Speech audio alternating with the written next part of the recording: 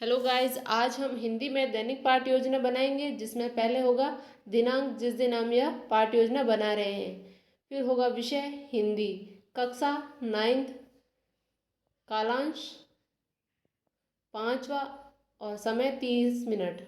इकाई होगी समास, जिसमें आज का हमारा प्रकरण होगा द्विगु समास। सबसे पहले होंगे विशिष्ट उद्देश्य।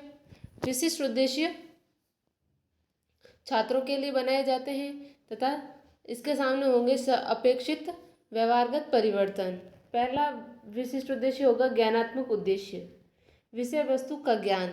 छात्रों को द्विगु समास की परिभाषा व अन्य समासों का ज्ञान हो सकेगा। भाषा तत्वों का ज्ञान।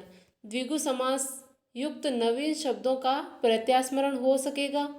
फिर होगा कौशलात्मक उद्देश्य।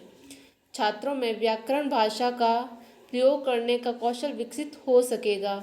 छात्रों में कम से कम शब्दों में अधिक भावों के विचारों को अभिव्यक्त करने का कौशल विकसित हो सकेगा।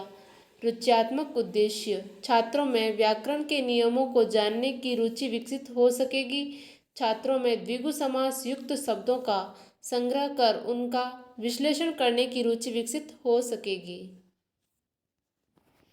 अभिवृत्त्यात्मक उद्देश्य। छात्रों में व्याकरण भाषा का प्रयोग करने की अभिवृत्ति का विकास हो सकेगा। छात्रों में वैज्ञानिक दृष्टिकोण का विकास हो सकेगा। फिर होंगे सहायक सामग्री, जिनका उपयोग हम यह पाठ योजना प्रस्तुत करते समय करते हैं। सामान्य सामग्री होगी खड़िया, जाड़न, श्यामपट्ट, संकेतक आदि।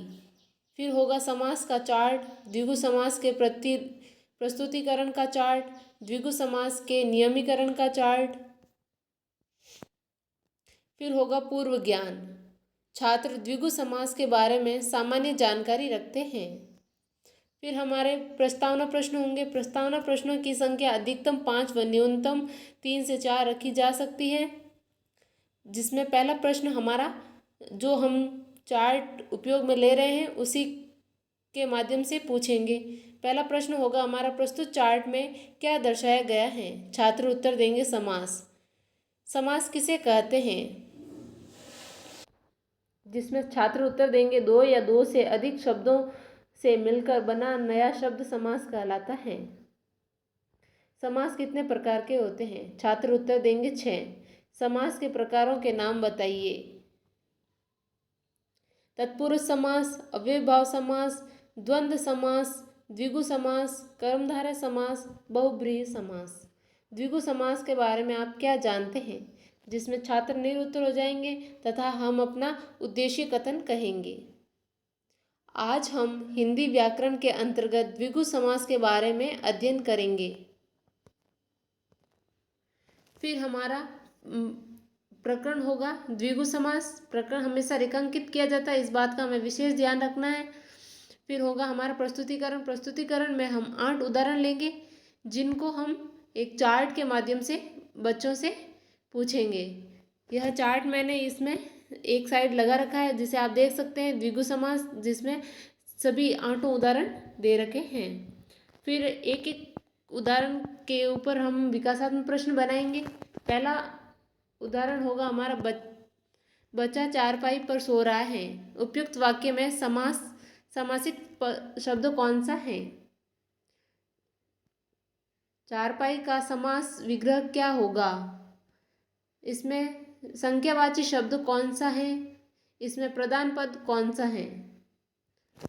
दूसरा उदाहरण होगा, राजू चौराहे पर खड़ा है। उपयुक्त वाक्य में समासिक पद कौन सा है?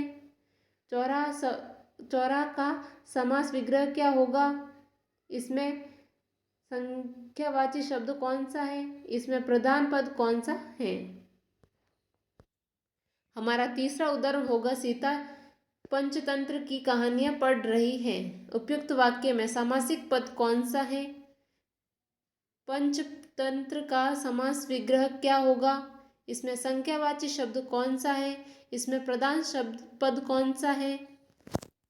चौथा उदाहरण होगा हमारा राष्ट्रीय ध्वज तिरंगा है। उपयुक्त वाक्य में समासिक पद कौन सा है? तिरंगा का समास विग्रह क्या होगा? इनमें संख्यावाची शब्द कौन सा है? इसमें प्रधान पद कौन सा है? फिर होगा हमारा पांचवा उदाहरण, राम ने एक सप्ताह काम किया। उपयुक्त वाक्य में समासिक पद कौन सा है? सप्ताह समासिक पद है। सप्ताह का समासिक समास विग्रह क्या होगा? 7 दिनों का समूह।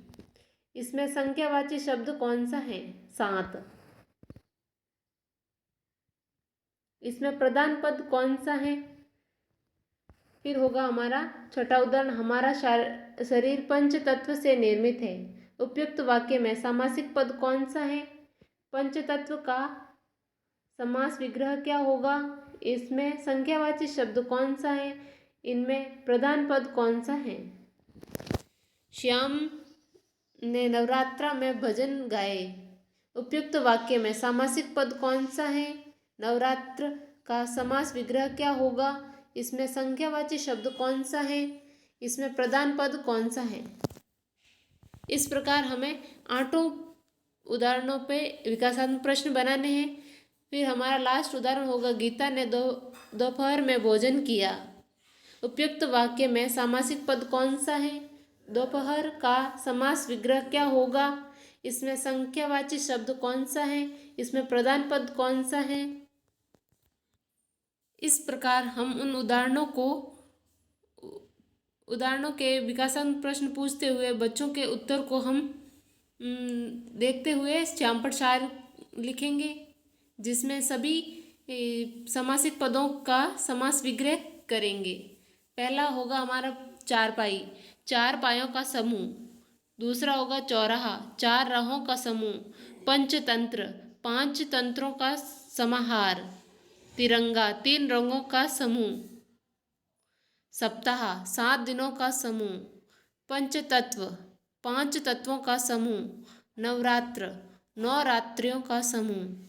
दोपहर, 2 पहरों का समाहार। फिर होगा नियमीकरण। नियमीकरण का चार्ट लगाएंगे। उससे पूर्व हमें यह ध्यान रखना है कि जो पहले हमने चार्ट उपयोग में लिया है उसे हम हटा देंगे तथा अपना नया नियमीकरण का चार्ट लगाएंगे तथा इस नियमीकरण के चार्ट के द्वारा उन्हें इस नियम को बताएंगे।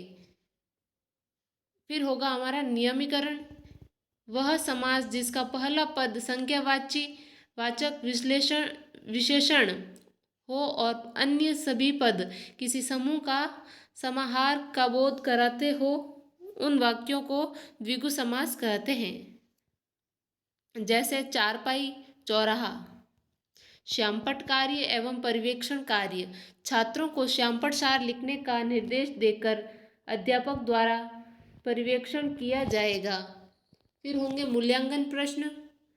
मूल्यांकन प्रश्न हमने जो विकासात्मक प्रश्नों के लिए जो उदाहरण श्यामपट्ट सार के रूप में लिखे हैं उन्हीं से हम मूल्यांकन प्रश्न बनाएंगे। उनमें से किन्हीं 4 उदाहरणों को मूल्यांकन प्रश्न के रूप में पूछेंगे।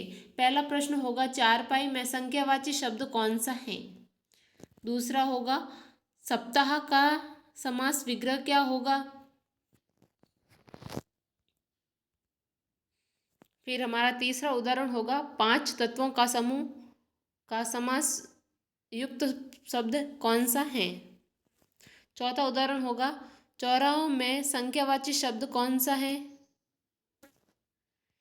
फिर हम गृह कार्य देते हुए अपने आज के पाठ को समाप्त करेंगे, जिसमें गृह कार्य होगा, द्विगु समास किसे कहते हैं? इसके 5 उदाहरण लिखिए।